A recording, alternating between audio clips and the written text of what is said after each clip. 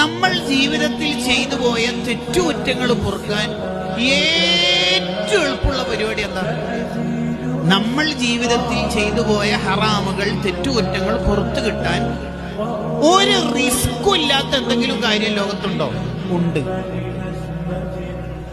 എന്താ അത്? നിസ്കരിച്ച സ്ഥലത്ത് തന്നെ ഇരുന്നാ മതി. നിസ്കരിച്ച സ്ഥലത്ത് ഇരുന്നിട്ട് ചൊല്ലുന്ന 33 സുബ്ഹാനല്ലയും മറ്റ് അദ്കാറും ദുആവും, അതിനൊക്കെ കൂലി വേറുണ്ട്. നീ ഒന്നും ചൊല്ലിയില്ല എന്ന്, നിസ്കരിച്ച സ്ഥലത്ത് തന്നെ അവിടെ ഇരുന്നാൽ, മാദാമ ഫീ മുസല്ലാഹു, അവിടെ ഇരുന്നാൽ ഇതിന്റെ ദോഷം പുറത്തു.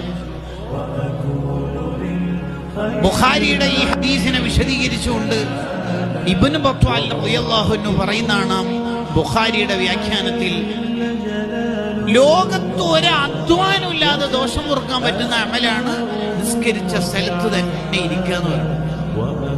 അപ്പൊ ഉമ്മമാരതൊന്ന് ആലോചിക്കണം.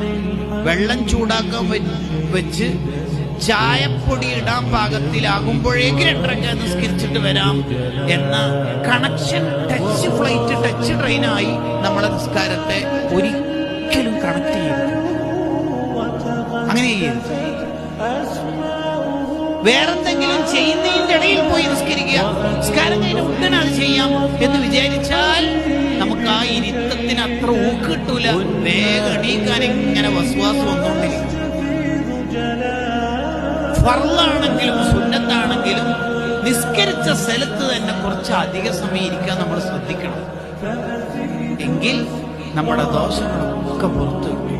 നമ്മളിപ്പോ ഇനി അടുത്തൊരു നിസ്കാരം നിർവഹിക്കാനുള്ളത് സുബിഹായിരിക്കും. ഉദാഹരണം പറയാം, നിങ്ങൾ നാളെ രാവിലെ സുബിസ്കാരം കഴിഞ്ഞിട്ട് ഇന്നത്തെ വയലിങ്ങനെ ചെവിയിലടിക്കും. നിസ്കരിച്ച സ്ഥലത്ത് തന്നെ ഇരുന്നാൽ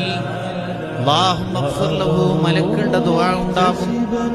ആ ചെവിയിൽ അടിച്ചിട്ട് ആ സൗണ്ട് ഇങ്ങനെ ചെവിയിൽ അലയൊലി ഉണ്ടാക്കുമ്പോ നമ്മൾ അവിടെ ഇരുന്നോക്കെ ഇബ്ലീസ് വിടൂല. എല്ലാം എനിക്ക് കാല് കടച്ചിലില്ലേ, കാലിന് നീരില്ലേ, ഇപ്പഴല്ലേ കസേര, അവിടെ കയറിയിരുന്നു ചൊല്ലിക്കോ, ഇവിടെ ഇരുന്നിട്ട് തന്നെ ആവണമെന്നുണ്ടോ?